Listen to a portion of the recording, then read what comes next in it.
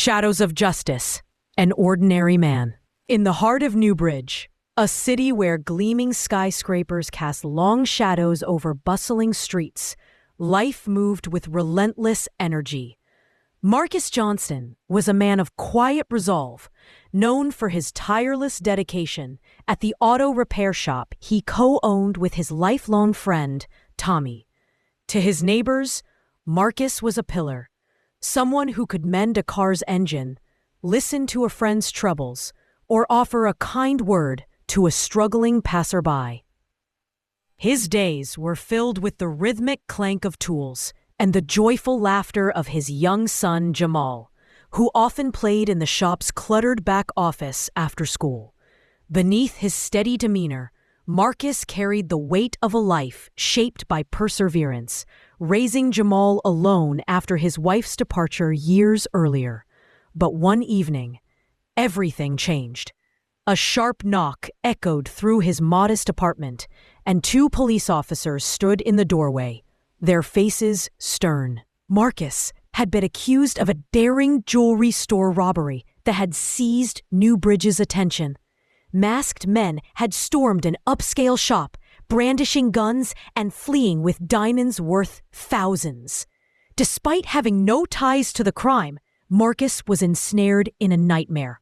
His alibi, that he was home watching cartoons with Jamal, was dismissed as weak, lacking witnesses to corroborate his story. The case landed before Judge Richard Holloway, a formidable figure in Newbridge's courts, known for his piercing gaze and unyielding rulings. Rumors of Holloway's corruption, whispers of secret deals and manipulated cases had swirled for years, but no evidence ever surfaced to challenge his authority. Unbeknownst to Marcus, Holloway had brokered a clandestine pact with the true robbers, ensuring their freedom in exchange for their silence about his role in laundering money through fabricated legal cases. Marcus, an innocent man with no connection to the crime, became the perfect scapegoat. The trial was a travesty of justice. Prosecutors portrayed Marcus as a desperate man driven to crime by financial hardship, ignoring the thriving state of his business. Defense attorneys fought fiercely, presenting character witnesses and exposing flaws in the evidence. But their arguments fell flat. Holloway, perched on his bench like a hawk, seemed impervious to fairness. Adjusting his glasses, he delivered the verdict with cold finality. Guilty. Marcus would spend his life behind bars. As the gavel struck, Marcus stood frozen, disbelief coursing through him.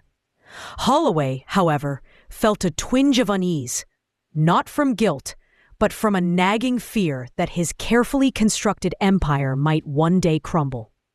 What Holloway didn't know was that Marcus's father, Detective Elijah Carter, was a legend in Newbridge's police force. Elijah had built a career dismantling corruption, earning accolades and enemies in equal measure. But his relentless pursuit of justice had come at a steep cost. His relationship with Marcus. Old wounds and misunderstandings had driven a wedge between father and son, leaving years of silence in their wake. When Elijah overheard Marcus's name during a precinct briefing, he initially dismissed it as another tragic case, until the realization hit him like a thunderbolt. His son, accused of a crime he couldn't possibly have committed. Memories flooded back. Marcus as a boy, chasing him through their backyard, calling him dad with unbridled trust. Those moments had faded, replaced by arguments and distance. Now, Elijah faced a choice: turn away, as he had too often before, or fight for his son's freedom. That night, alone in his sparsely furnished apartment, Elijah stared at old photos of Marcus, his heart heavy with regret. He clenched his fists, vowing to uncover the truth. Little did he know, this decision would spark a firestorm, exposing secrets that would shake Newbridge to its core. A fractured bond. The prison visiting room was stark and cold, its fluorescent lights casting harsh shadows on the scratched metal table. Elijah sat across from Marcus, the silence between them thick with years of unresolved pain. Marcus's eyes burned with anger, his hands gripping the table's edge, knuckles pale. "What are you doing here?" he asked, his voice low and sharp. "You haven't cared about me in years. Why now?" Elijah flinched, the accusation cutting deep. He leaned forward, his voice steady but heavy. "I'm here because this isn't right, Marcus. You didn't do this. Let me help you." Marcus's bitter laugh echoed in the small room. "Help? That's rich. Where were you when Mom left, when I was struggling to raise Jamal?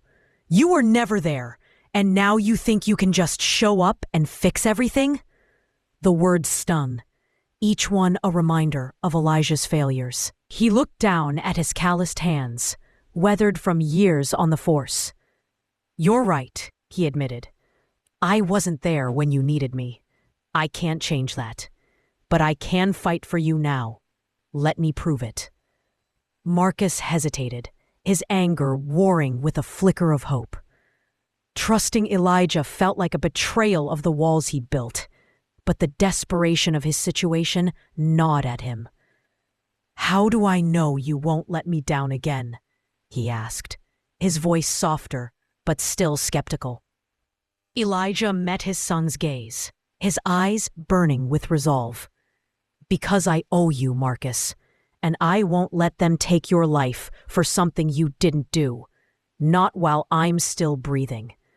The tension between them eased slightly. Not forgiveness, but a fragile bridge toward reconciliation. Before leaving, Elijah slid a small notebook across the table. "Write down everything you remember about that night," he said. "Every detail matters. We'll get through this together."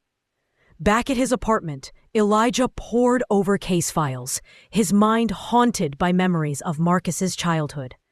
Missed birthdays, forgotten promises, the slow drift that turned them into strangers.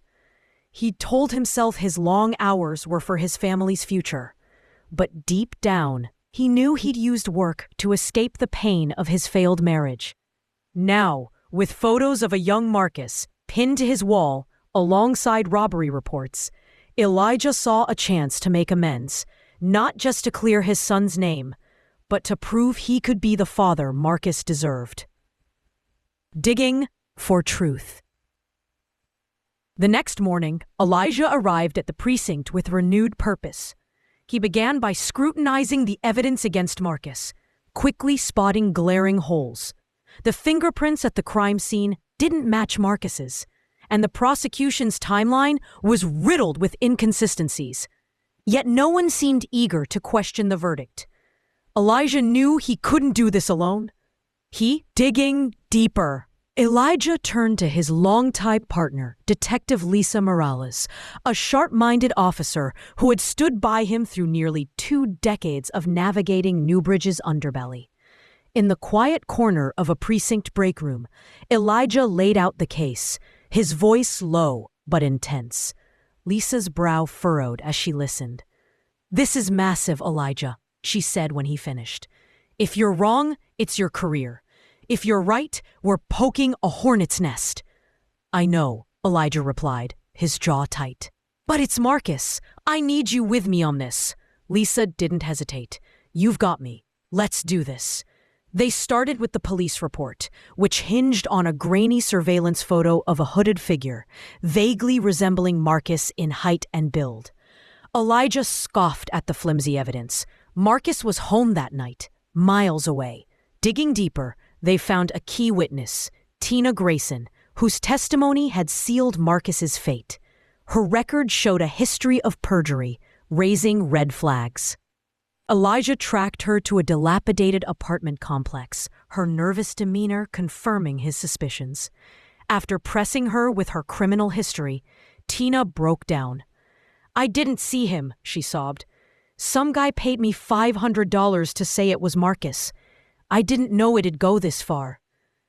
Elijah and Lisa exchanged a glance. A paid lie meant a setup, but by whom? Back at the precinct, they pored over witness statements and phone records, uncovering a chilling pattern. Multiple witnesses in Holloway's cases had recanted or vanished. The judge was the linchpin. Holloway, sensing the noose tightening, summoned two corrupt officers, Daniels and Reyes, to his chambers. "Carter's getting too close," he hissed, pacing. "Stop him."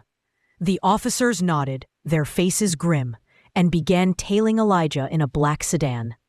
Elijah noticed, his instincts sharp, but he played it cool, meeting Lisa at a diner. "They're watching us," he said, nodding toward the sedan. Holloway's scared. "We're close." A perilous trap. An anonymous tip came in, a witness claiming knowledge of the real robbers. Elijah's gut screamed trap, but he couldn't ignore the lead. He arrived at an abandoned warehouse, moving cautiously, hand on his pepper spray. Shadows stirred, and 3 masked men emerged, blocking his exit. Elijah grabbed a metal pipe, years of training kicking in. The fight was brutal. Blows echoed in the empty space. Elijah took down 2 attackers, but the third landed a hit to his ribs. Pain searing through him. Sirens wailed, and the attackers fled, leaving a burner phone behind. Elijah, battered but unyielding, grabbed the phone and limped out. At his apartment, he powered it on, revealing encrypted messages linking Holloway to the robbery crew. Bribes, threats, orders to silence threats. It was the key to Marcus's freedom, but exposing it meant war. He showed Lisa, who paled. "This is bigger than Holloway," she said. "We're taking on a machine." "I don't care," Elijah said. "For Marcus, I'll burn it down." Internal Affairs balked at the burner phone, Captain Morris calling it circumstantial. Frustrated, Elijah turned to Sarah Bennett, a fearless investigative journalist. At a dimly lit cafe, he handed her the evidence. "This could topple everything," Sarah said, eyes wide. "You sure?" "Do it," Elijah urged. "Marcus's life depends on it." The truth unleashed. Sarah's exposé, Judge Holloway, the puppet master of Newbridge's corruption, detonated across the city. Protesters swarmed the courthouse, chanting for justice. News outlets made Holloway a national villain. His allies abandoned him, and Internal Affairs reopened Marcus's case under pressure. Holloway fought back, accusing Elijah and Sarah of fabrication. But the burner phone evidence was ironclad. The real robbers, protected by Holloway, were arrested, their confessions unraveling his empire. Elijah visited Marcus, sliding a newspaper clipping across the prison table. "We're almost there," he said, voice thick. Marcus's eyes lit with hope. "What happens after?" he asked. "You clear my name. Then what?" Elijah's heart ached. "We don't act like nothing happened. I failed you, and I'll spend my life making it right, if you'll let me." Marcus nodded, a faint warmth in his gaze. "We'll see." Freedom and redemption. The appeal hearing buzzed with anticipation. Reporters packed the courtroom, supporters chanting outside. Tina Grayson confessed her paid lies, and new evidence, surveillance footage, and the burner phone proved Marcus's innocence. The new judge, a woman of integrity, declared Marcus Johnson is innocent. The conviction is overturned. Cheers erupted. Marcus approached Elijah, hesitating. "I'm glad you did this," he said, "but it doesn't erase everything." "I know," Elijah said. "I'm here, Marcus. For good." Marcus returned to his shop, rebuilding his life with Jamal. Elijah retired, devoting himself to their bond.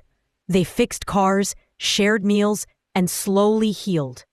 Holloway's trial exposed decades of corruption, sparking reforms across Newbridge's courts.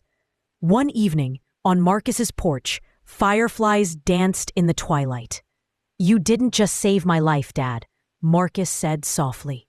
Elijah's heart swelled. And you gave me a reason to keep fighting. For justice, for family. Their story wasn't just about exposing corruption. It was about redemption, resilience, and love's power to mend broken bonds. As they walked inside for dinner, father and son stood together, ready for a new chapter.